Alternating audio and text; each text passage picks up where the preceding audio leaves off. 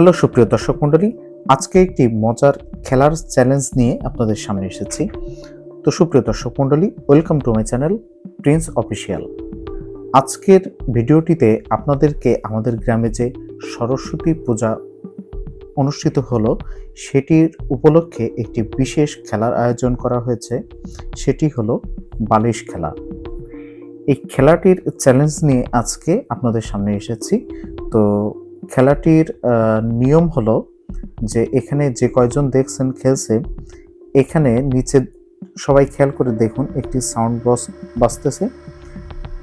বালিশ একজন আরেকজনের হাতে দিতে থাকবে, দিতে দিতে যখনই আপনার গানের সাউন্ডটি বন্ধ হয়ে যাবে সে বাদ পড়ে যাবে খেলা থেকে। এভাবে খেলতে খেলতে আপনার শেষে যে তিনজন থাকবে সে হবে, লাস্টের জন হবে তৃতীয়, তারপরে যে দুইজন, তারপরে প্রথম দ্বিতীয়, এইভাবে নির্বাচিত হবে। দেখুন, আসলে কপিরাইটের জন্য আমি কিন্তু মিউজিকটি প্লে করলাম না, তবে দেখুন এরা কিন্তু খুব দ্রুতই বালিশ একজন আরেকজনের কাছে দিয়ে দিচ্ছে, কারণ যে কোনো মুহূর্তে বন্ধ হয়ে যাবে।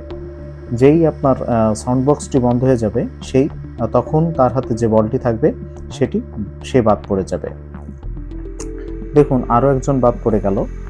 তো এইভাবেই খেলাটি আপনার শেষ পর্যন্ত প্রথম, দ্বিতীয়, তৃতীয় আপনার নির্বাচিত হবে। এটি খুব মজার একটি খেলা। দেখুন আরও একজন বাদ পড়ে গেল।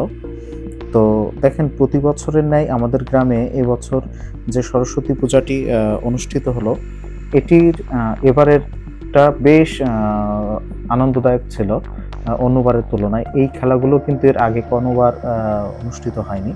তো গ্রামের যে ইয়াং জেনারেশন বা ছোটো ছোটো ভাইরা বোনেরা আছে, তারা কিন্তু এই খেলাটির আয়োজন করেছে এবং এর পাশাপাশি টিপ খেলা বা ফুচকা খাওয়া খেলা, এই জাতীয় বিভিন্ন খেলার আয়োজন করেছে। সবগুলোই বেশ মজার ছিল, তবে সব কিছু তো আর ভিডিও করা সম্ভব নয়। এখানে আমাদের গ্রামের মা বোনেরাই খেলেছে, তো পার্সোনালি কেউ খারাপ দৃষ্টিতে দেখবেন না।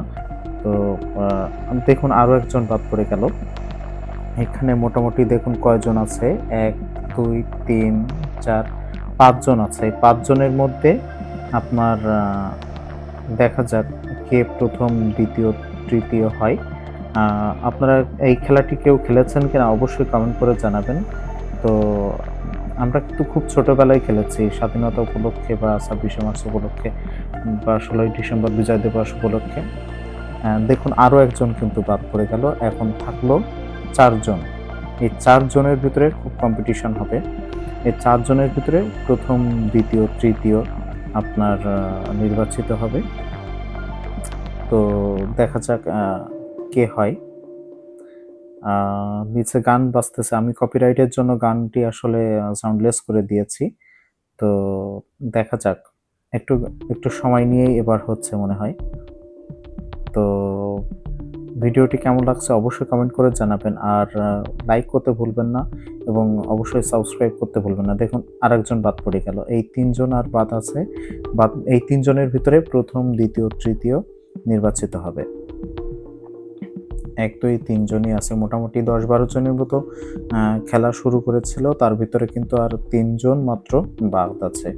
এই 3 জনের ভিতরেই আপনার 1 2 3 বা প্রথম, দ্বিতীয়, তৃতীয় নির্বাচিত হবে। দেখুন আরও একজন বাদ পড়ে গেল। এখন আর থাকলো মাত্র 2 জন।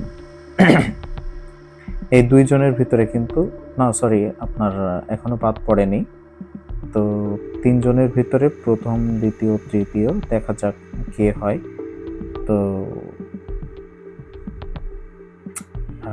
আপনারা কে কোথা থেকে দেখছেন ভিডিওটি অবশ্যই কমেন্ট করে জানাবেন। আর এরকম ধরনের চ্যালেঞ্জিং ভিডিও আপনারা চান কিনা অবশ্যই জানাবেন। আমি কালকে আরও একটি ভিডিও নিয়ে আসব।